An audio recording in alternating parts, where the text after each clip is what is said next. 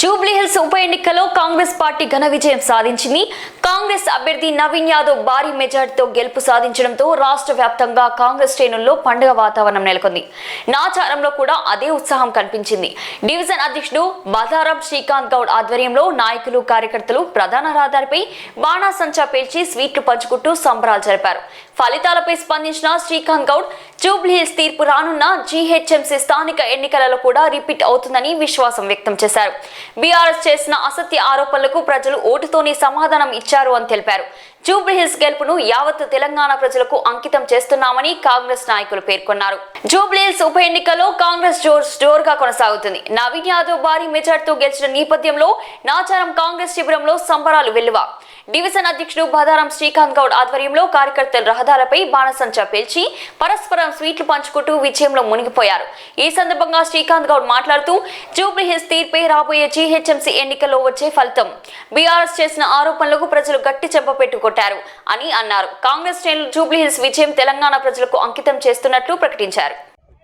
ఉప్పల్ కాన్స్టిట్యున్సీలో నాచారం 6 డివిజన్లో మా నవీనన్న జూబ్లీ హిల్స్లో భారీ మెజారిటీతో గెలవడం జరిగింది.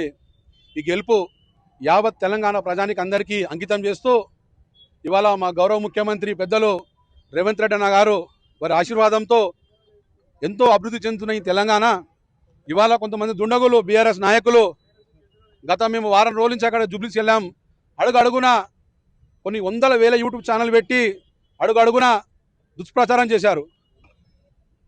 కాకపోతే ప్రజలు ఇలా కాంగ్రెస్ వైపు మరొకసారి ఘన విజయము మాకు ఇచ్చినందుకు ప్రత్యేకంగా జూబ్లీ హిల్స్ ప్రజలకు మరి యావత్ తెలంగాణ నుంచి కాంగ్రెస్ పార్టీ అభిమానులు వచ్చి అక్కడ పనిచేశారు ప్రతి ఒక్కరికి ధన్యవాదాలు. ఇవాళ చూసుకుంటే బీఆర్ఎస్ ప్రభుత్వం ఇప్పటికైనా కొంచెం సిగ్గు తెచ్చుకోవాలి. మీరు 10 ఏళ్ళు మీకు ప్రభుత్వం మీకు అధికారం ఇచ్చినప్పుడు మీరు ఏం చేశారు? ఇవాళ జూబ్లీ హిల్స్లో వచ్చి ఏదో మాట్లాడుతురు, తప్పుడు ప్రచారాలు చేస్తురు. మీరు గూండా అని చెప్పి రౌడీ అని చెప్తురు. ఇవాళ ఎవరు గూండా ఎవరు రౌడీయో ప్రజలు గమనించారు కాబట్టి నవీన్ అన్నకు భారీ మెజారిటీతో తెలియడం జరిగింది. నేను ఒకటే అనేది రాజకీయం అనేది రాజకీయంగా ఉండాలి కానీ వ్యక్తిగతంగా ఉండదని చెప్పి ఈ సందర్భంగా తెలియజేస్తూ మరి రాబోయే ఎన్నికలలో కూడా సర్పంచ్ ఎన్నికలలో జడ్పీటీసీ ఎన్నికలలో రాబోయే స్థానిక సంబంధించిన కార్పొరేషన్లో ఖచ్చితంగా మా కాంగ్రెస్ పార్టీ జెండా ఎగరవేస్తుంది.